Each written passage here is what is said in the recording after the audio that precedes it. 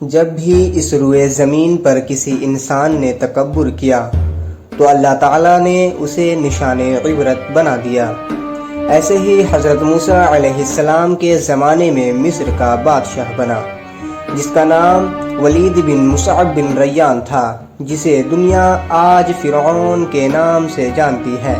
دراصل اس دور میں مصر کے بادشاہ کو فرعون کہتے تھے، جیسے بھارت کے مغلیہ سلطنت کے بادشاہ اپنے نام کے آگے بادشاہ اور عثمانیہ سلطنت کے بادشاہ اپنے نام کے آگے سلطان لگایا کرتے تھے۔ ٹھیک اسی طرح مصر کے گدی پر بیٹھنے والے لوگ اپنے نام کے آگے فرعون لگایا کرتے تھے۔ ولید بن مصعب بن ریان، جسے دنیا آج فرعون کے نام سے جانتی ہے، وہ انسانوں پر ظلم کیا کرتا اور جو لوگ غریب تھے ان کا حق کھایا کرتا تھا اور ان سے سخت مزدوری کرواتا اور انہیں اس کی اجرت بہت ہی کم دیا کرتا تھا، اور جو انسان اس کی غلامی منظور نہیں کرتا وہ اسے قتل کروا دیتا۔ پھر اللہ نے حضرت موسیٰ علیہ السلام کو حکم دیا کہ اے موسیٰ، فرعون تک میرا یہ پیغام پہنچاؤ کہ وہ انسانوں پر ظلم نہ کرے، ورنہ اللہ کا عذاب اس پر نازل ہو جائے گا۔ جب حضرت موسیٰ علیہ السلام نے فرعون کو اللہ کا پیغام دیا تو وہ مذاق اڑانے لگا اور کہنے لگا کہ یہاں کا خدا تو میں ہوں اور میں کسی کا حکم نہیں مانتا۔ پھر اللہ تعالیٰ اپنی نشانیاں حضرت موسیٰ علیہ السلام کے ذریعہ دکھاتے رہے، اور پھر پورا مصر حضرت موسیٰ علیہ السلام کے معجزات سے حیران تھا۔ پھر کچھ ایمان لے آئے اور کچھ فرعون سے سوال کرنے لگے۔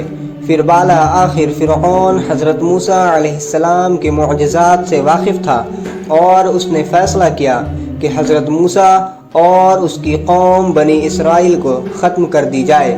تو اللہ تعالیٰ نے حضرت موسیٰ علیہ السلام کو پیغام دیا کہ وہ اپنی قوم کو لے کر راتوں رات نکل جائیں۔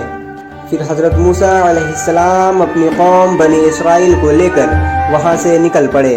تو اس بات کا علم فرعون کو ہو گیا اور وہ غصے سے کہنے لگا کہ کچھ بھی ہو جائے حضرت موسیٰ اور اس کے ساتھیوں کو قتل ضرور کروں گا، اور پھر اپنے سپاہیوں کے ساتھ حضرت موسیٰ علیہ السلام کو ڈھونڈنے نکل پڑا۔ حضرت موسیٰ اپنی قوم کے ساتھ آگے بڑھتے رہے اور فرعون اور اس کا لشکر انہیں ڈھونڈتے ہوئے ان کے پیچھے آتے رہے۔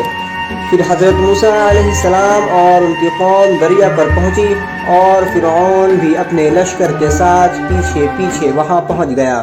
جب حضرت موسیٰ علیہ السلام کی قوم بنی اسرائیل کے لوگوں نے فرعون کو دیکھا تو کہنے لگے، اے موسیٰ، تم نے ہمیں کہاں پھنسا دیا؟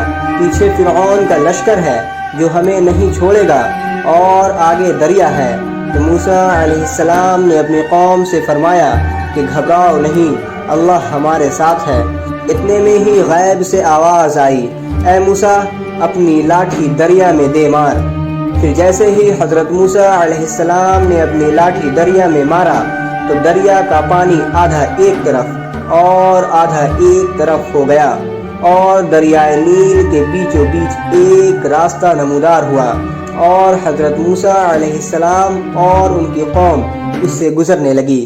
جیسے ہی یہ منظر فرعون اور اس کے لشکر نے دیکھا تو وہ بھی اس راستے پر چل کر حضرت موسیٰ علیہ السلام کے پیچھے جانے لگے۔ پھر جیسے ہی حضرت موسیٰ علیہ السلام اپنی قوم کے ساتھ دریا کے دوسرے کنارے پر پہنچے تو اس وقت فرعون اور اس کا لشکر دریا کے بیچوں بیچ تھا۔